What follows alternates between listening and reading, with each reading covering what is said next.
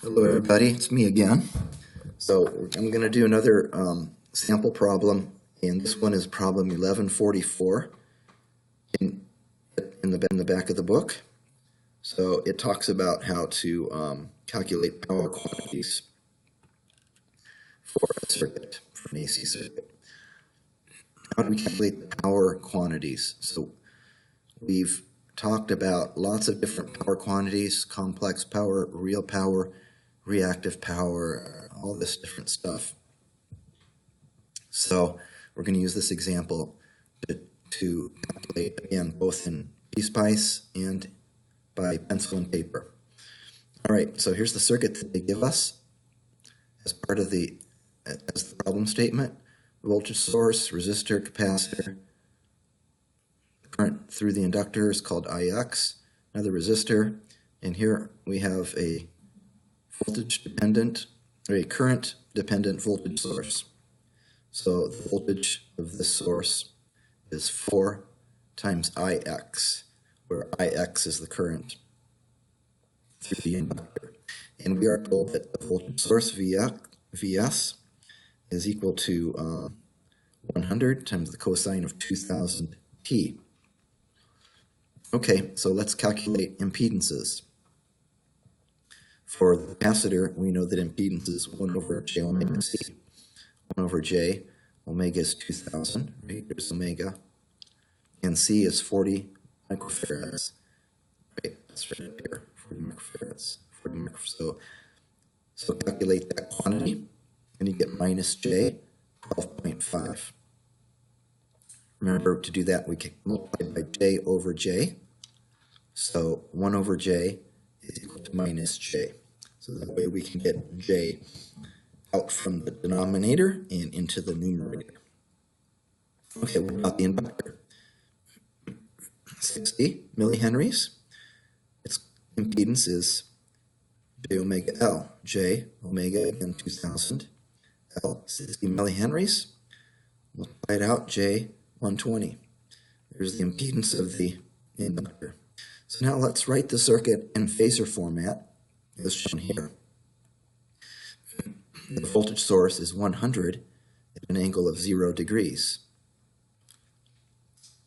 And instead of writing the capacitance, we write the value of its impedance. Similarly for the inductor here. And everything else is set. We're going to call the voltage source, or the voltage at this node, V0. Because in order to compute power quantities, we're going to have to calculate the V0, the voltage of at this point right here. Okay, so the actual problem statement says, find the complex power delivered to the network. Well, actually, to find the complex power of this source delivered to the network, we need to calculate I0, right? Because power is a function of V and I. So in order to calculate I, we're going to use Kirchhoff's voltage law, or current law, at this node right here. Okay, so what's the current flowing into this node right here from along this branch? In other words, what's I0? Well, it's this voltage minus V0, because that's the voltage drop over the entire impedance right here. For this voltage minus V0 divided by the total voltage, 30 minus j, 12.5. So I0, this is I0 right here. It's this quantity right here. So that's current going in from the left, right over here, coming from the left. Now, what's the current coming in from the right? Well, it's this voltage 4Ix minus V0, because that's the voltage divided by 20. That's the current coming in from the right. So we have this quantity, which is I0, plus this quantity, which is this current. and that's equal to Ix. Well, Ix is equal to V0 divided by J120.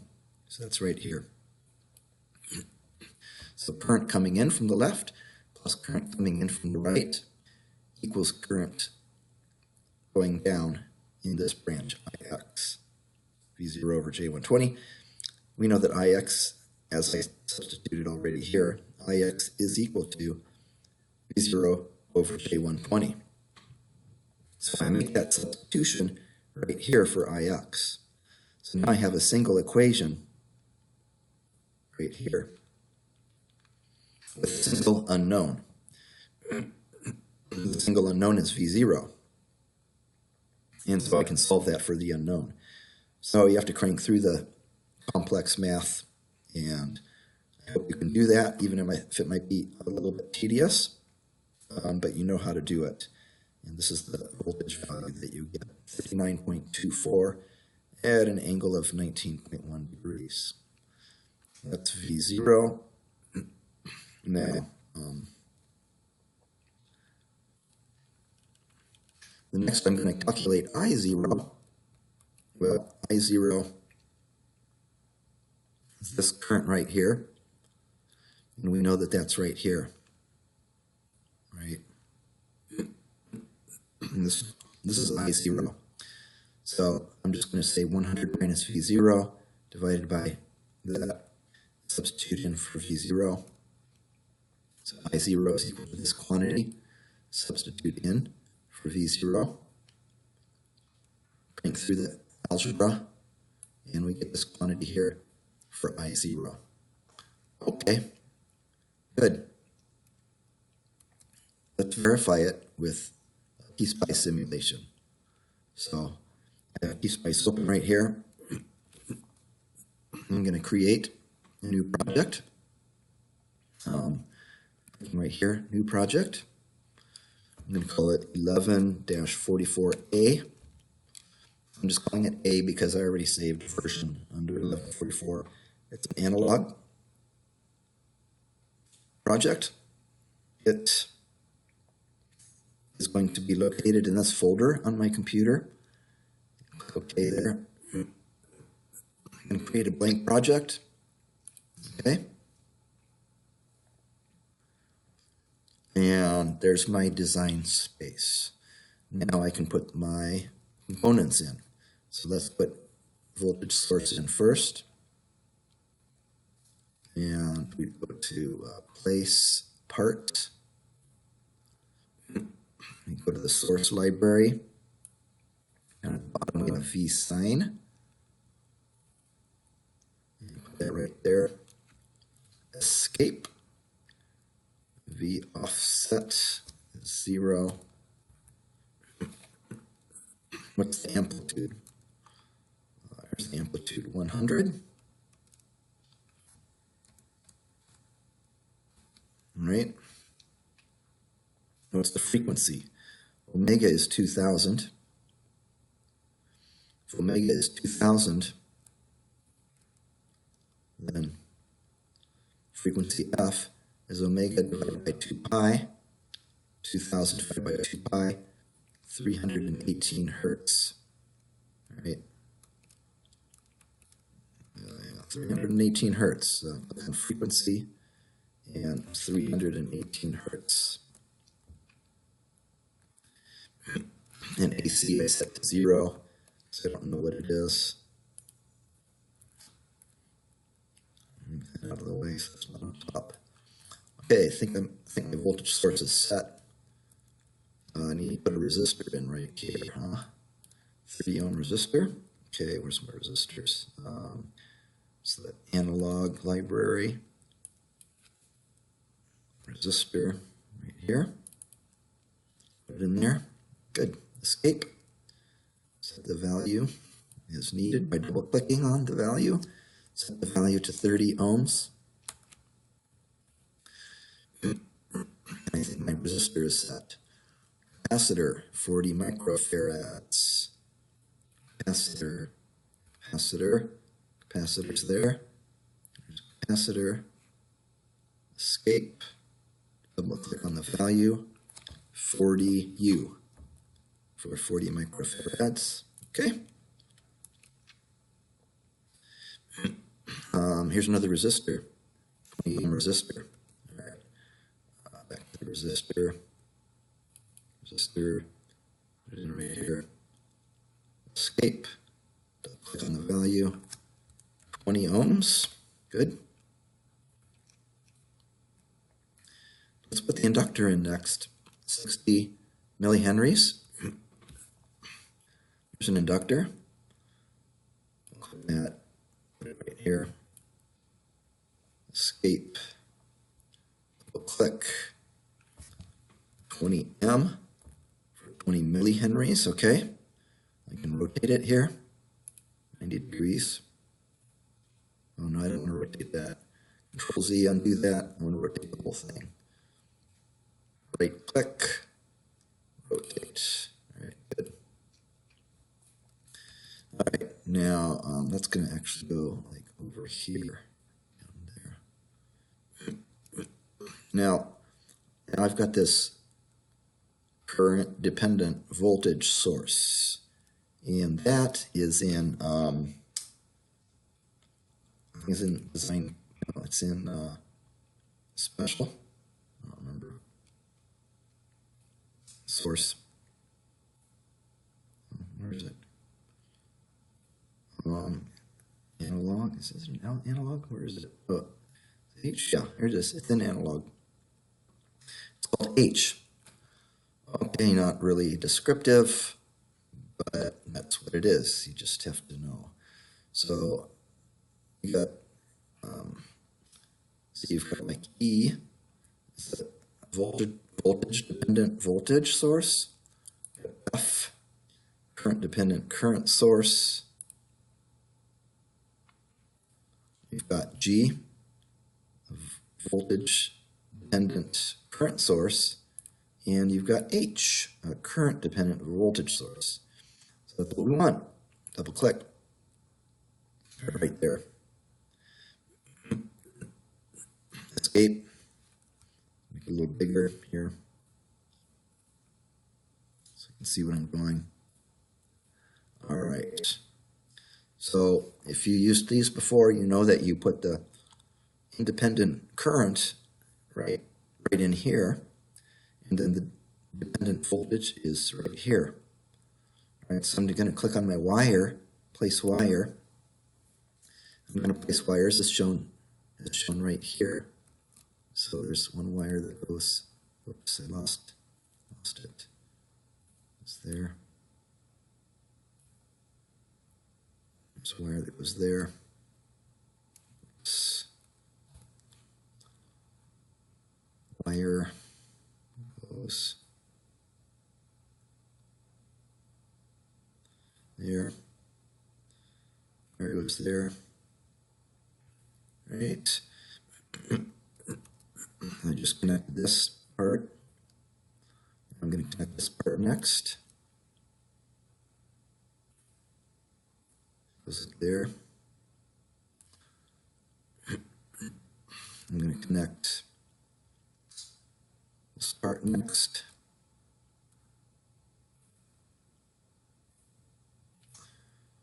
Okay, now I can connect the independent voltage that determines this independent current that determines the voltage here. So what you want to do is you want to figure out how to take this IX and make this IX so it goes through the independent current part of the current dependent voltage source and then back over to here, like that. So what I have to do is I have to place the wire that goes down here, over to here, oops, there, and then from here up to here.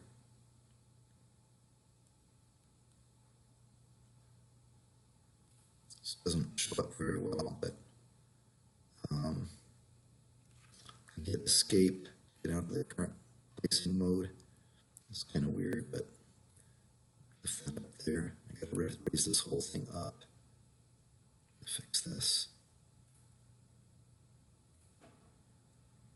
Trying to get the, delete that. Delete that. Let's get this fixed. Okay, so I just have to connect that there. And, okay, now I feel a little bit better about it. Escape out of there. Raise that up. Okay, that looks a little bit better, huh? And even move this over so that that's in line.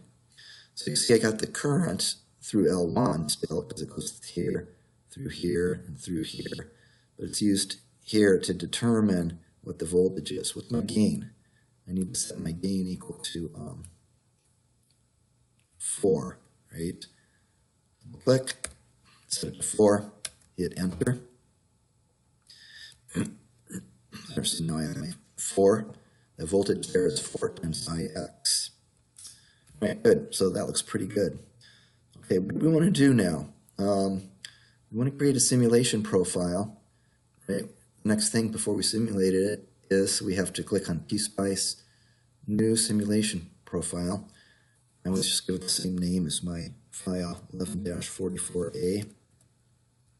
There. I see the little flashing window down here. So I can click on that, set my simulation settings. How long do I want to run the simulation for? Well, remember, the period, we calculate the frequency is 318 hertz. Period is 1 over f. It's 1 over 318, 3.14 milliseconds. We want to simulate for, maybe 5 cycles or so we can get close to steady state and see a nice spread of waveforms. So let's just simulate it for about 15 milliseconds or so, 15 ms. And then what's our maximum step size going to be?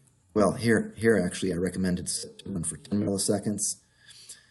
And so I guess I'll just use that to be consistent with my notes.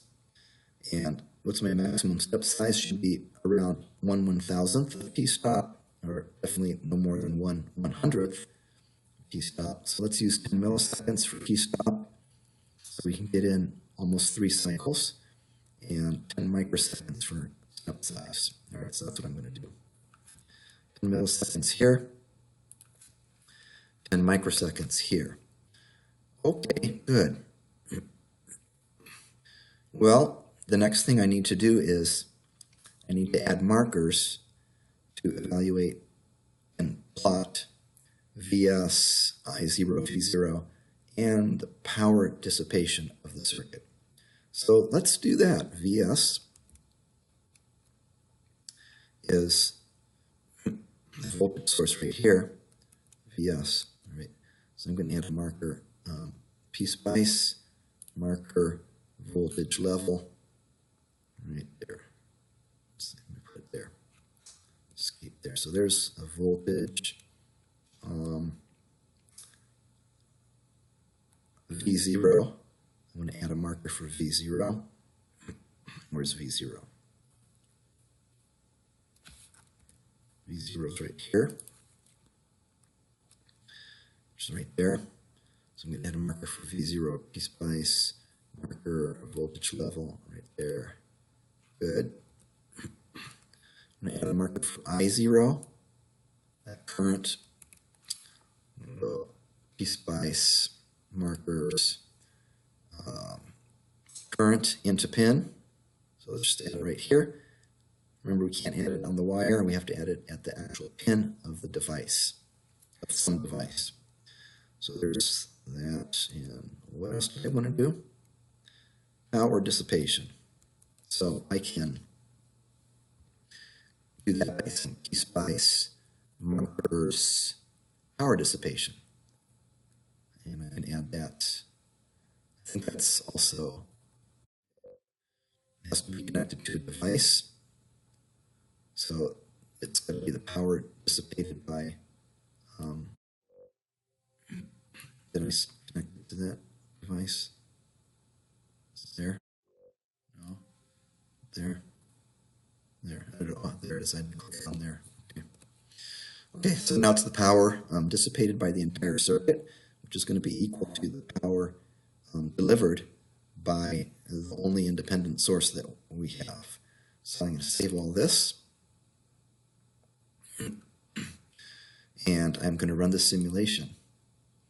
And oh, I forgot about the ground. We need to put a ground in. Otherwise, I don't know what's going to happen, something bad. So I'm going to go over here, click on place ground, make sure it's named 0, click on OK, and put my ground down there, like that. Escape. Save it again. Run the simulation. And now it's running. And now this window starts flashing down here. So I can click on it. And I see what I need to see here. Well,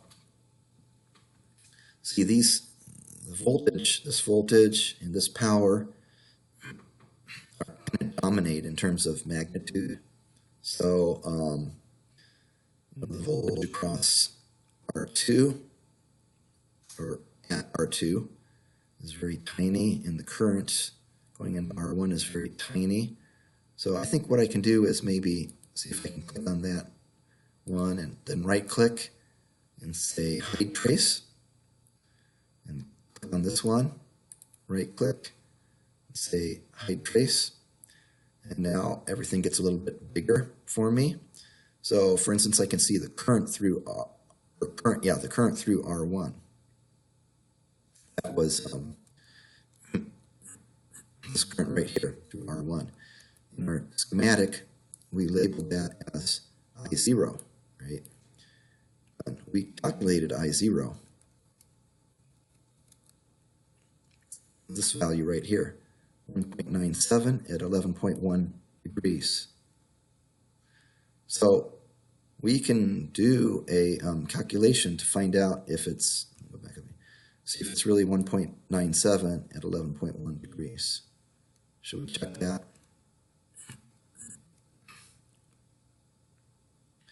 It is, there's the current IR1. It is not 1.97. It is around 3. So we have some sort of a problem in our simulation, right? So what do we have here? Let's look at this information here. We have the right amplitude. Yeah, it's 100. An angle of 0 degrees. Frequency of 318, which is 2,000 radians per second. 318 hertz. We've got a 30 ohm resistor. We've got a 40 microfarad capacitor next to it. We've got a 20 ohm resistor here. We've got a 60 millihenry. Oh, I put that in there incorrectly for some reason. Did you guys notice that? Okay, so yeah, we got to change that to 60 millihenries. Right, so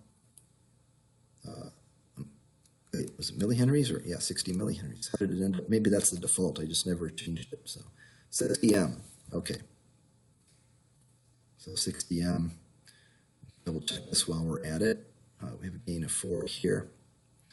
Okay, so I'm going to close this one and save this and try again. Run PSpice. Plot. Oops, what happened now? Close that. Okay, I'm going to run the simulation again. Something happens bad, but I'm going to try again here. Communicating with server. Something's a little bit mixed up here, huh? And so I'm hung up here. Cannot initialize PSpice UI. So what do we do in this situation? Maybe it's okay now. Can we save? We can save. Look at our simulation profile. Make sure everything looks okay there. Yeah. Okay. We run the simulation. Looks like it ran okay. Open this up. It's okay. So sometimes problems happen, right? Well, sometimes you have to restart the program, but sometimes you don't have to. All right, so here's our voltage source, 100 volts. What's the period of that voltage source? 3.14 milliseconds. So if I look at this green trace, I see that it reaches zero right there, right around 3.14 milliseconds. So that is good. Let's see, I'm gonna look at, well, here's voltage R2, which I think we labeled V0 right here. Let's see if V0 matches our analysis. Okay, V0, we calculated on the next page right here. Where did I calculate V0? Oh, right here. 39.24 at 19.1 degrees. All right. 39. So when it gets to steady state, you see, again, this is what I was telling you before. Look at the red trace. The first time it peaks, it's only like around 35. So the transients are still settling out. The time it reaches more of a steady state situation, like right around here, you see it's right around 39, 40. So it's reached some sort of a steady state value. You can compare the crossing. Let's zoom in on there a little bit. On the zoom area, I'm going to zoom in right here. And I can notice, this is my zero axis. I can notice where my red crosses, goes from negative to positive. You can see my green crosses the axis, and I can calculate the difference between these two time values. And like I did in the previous lecture, I can take that time period, I can divide it by one period to see what fraction of one period this voltage leads this voltage. And then I can multiply by 360 degrees to find out the phase angle of V0, which is the red one. And if I do that, I believe that I will find out that it is 19.1 degrees leading. So everything matches up. I didn't go through the mathematics to calculate it in this example, but I think it should be, make sure I didn't, I didn't go through the calculation in this example, but I think you can confirm that. Now, we can do the same thing for I0. As I mentioned before, I0 is right here, 1.97 at 11.1 degrees. I can do the same thing here. Here's I0, which is the purple one. You can see it crosses the axis right around here. So it leads the voltage source by about half as much as V0 leads the voltage source. And that's, again, find the time difference between that time, by a period, multiply by 360, and you should get right around 11.1 degrees leading. And we can check the magnitude, see if it's 1.97. So I'm going to go back up here, zoom out.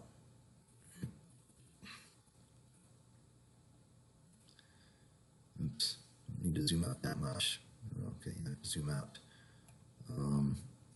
Yeah, I'm going to click on this one, hide that trace, click on this, hide some of these traces so that we can get a better picture of what's going on with the current.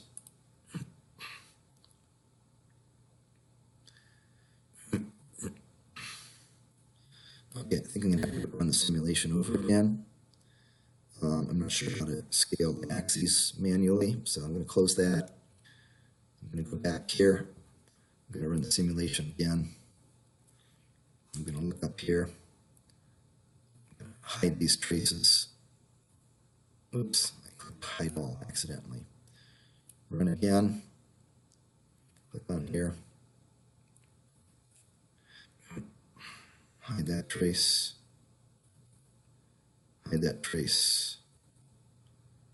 Hide that trace. And we find out indeed the peak is right around 1.97 amps, which is what we calculated right here. Okay. Now, the next problem, actually the original problem that was given to us in the text, was calculate the complex power delivered to the circuit. Well, remember our equation, complex power is 1/2 Vs times I0 star. In other words, it's 1/2 times the voltage source times the current through the voltage source. So it's 1/2 times this voltage source times I0 complex conjugate. So 1/2 times 100 at an angle of 0 degrees times 1.97 at minus 11.1 degrees. That's the complex conjugate of 1.97 at 11.1 degrees. So carry through the math and you'll find out it's equal to 98.5 at an angle of minus 11.1 degrees. The units are volt amperes, volt amps.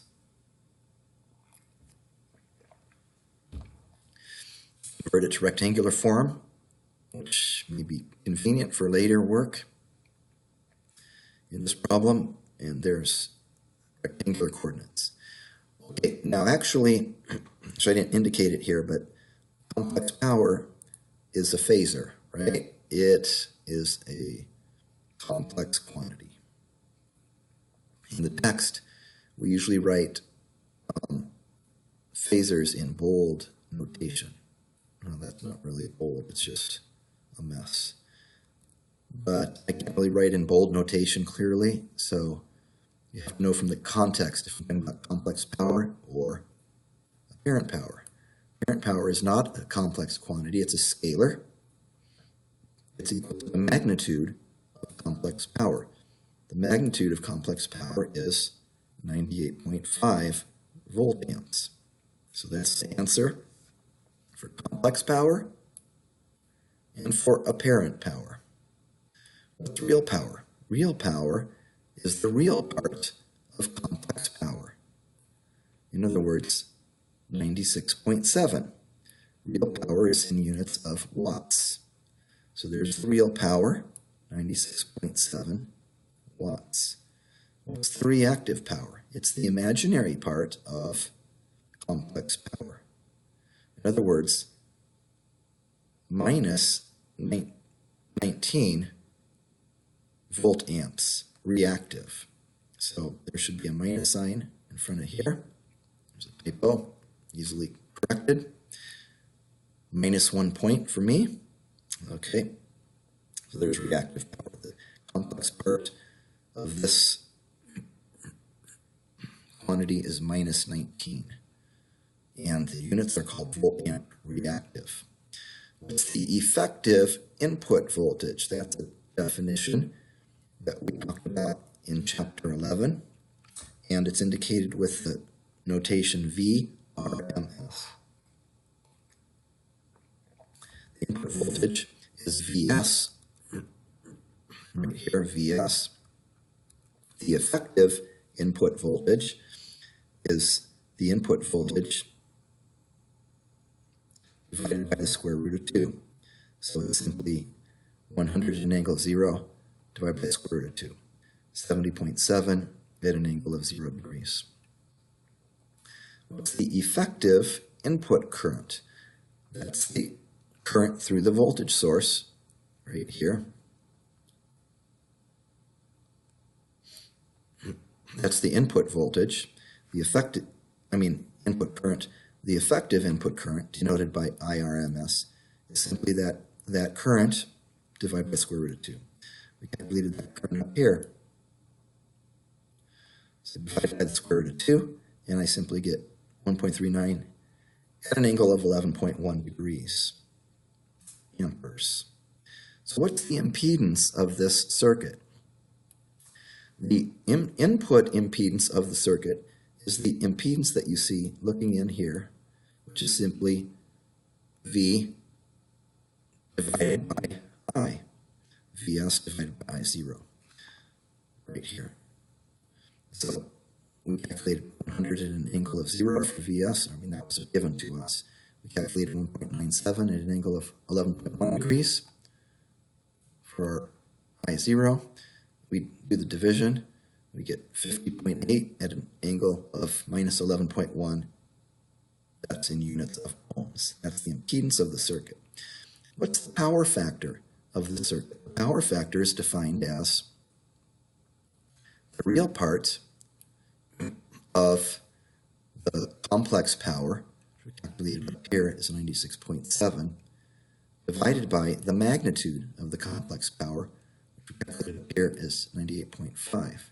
96.7 divided by 98.5 is 0.98. That is the power factor. What is the power factor angle? The power factor angle is the inverse cosine of the power factor. But, if you have a cosine value, like right here, this is a cosine curve right here. If I can write with my mouse, that's cosine of whatever, theta. This is a function of theta. If you know what the cosine is, you know that the cosine, is some certain value. You don't know if the angle is negative or positive, right? Because the cosine of theta is equal to the cosine of minus theta. The cosine is the same at both points. So when I take the inverse of the cosine of the power factor, your calculator or MATLAB or something like that will tell you it's 11.1 degrees, but you have to be smart enough to realize that it could be plus or minus 11.1 degrees. And then you have to use your knowledge of circuits to decide whether it's plus or minus. Okay. The way you do that is by realizing that the power factor angle is, by definition, the angle of the voltage source minus the angle of the input current. Well, the angle of the voltage source is 0, right? Right here. The angle of the input current is the angle of I0. That was 11.1 degrees. 0 minus 11.1 degrees is minus 11.1 degrees. So everything is consistent there. Okay. Are there any questions? No? Okay. One more thing that I want to look at here, which I didn't. I'm going to have to close the plot to look at what I want to look at next. And I'm going to run the simulation over again. Look at the plot output here. And here's the voltage source, green. Trace, I'm going to hide that one. Here's the current input current, purple. And I'm going to hide that one. And here's the voltage, what we call V0. And I'm going to hide that one down here. And so now I'm looking just at WV1. That was this marker right here. That's the power delivered by the voltage source to the circuit. And it's negative. Well, there's a little bit of positive here as because of initial conditions. But by the time you get to steady state, if we had a perfect simulation, the peak here would be 0. And so this is the complex power as a written as a time varying function. This is this right here.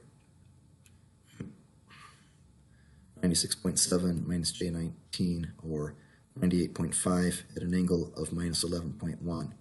Now when you see a phasor written like something like 98.5, what does that tell you? Usually it tells us that we have something like this.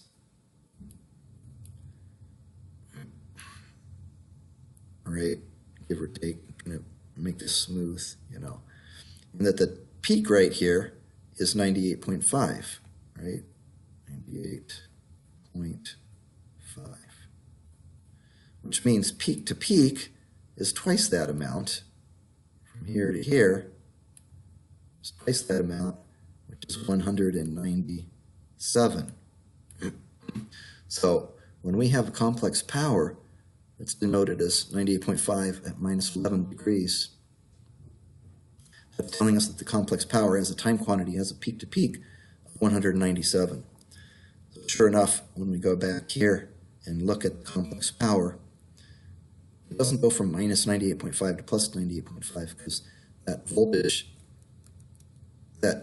voltage source is always delivering power to the circuit. It's never absorbing any power. There's no regeneration going on here. So it's always negative, but still it has a peak to peak, the peak to peak value that we expected, which is about from 0 to minus 197 here. So that's about 197 volt amps right there, which matches our calculation right here. So what I tried to do with this lecture was to not only do the power analysis with pencil and paper, but also to show you how it's confirmed by PSpice results. And so that's been helpful. And again, email me if you have any questions. And thank you for your time, and I'll see you later. Bye.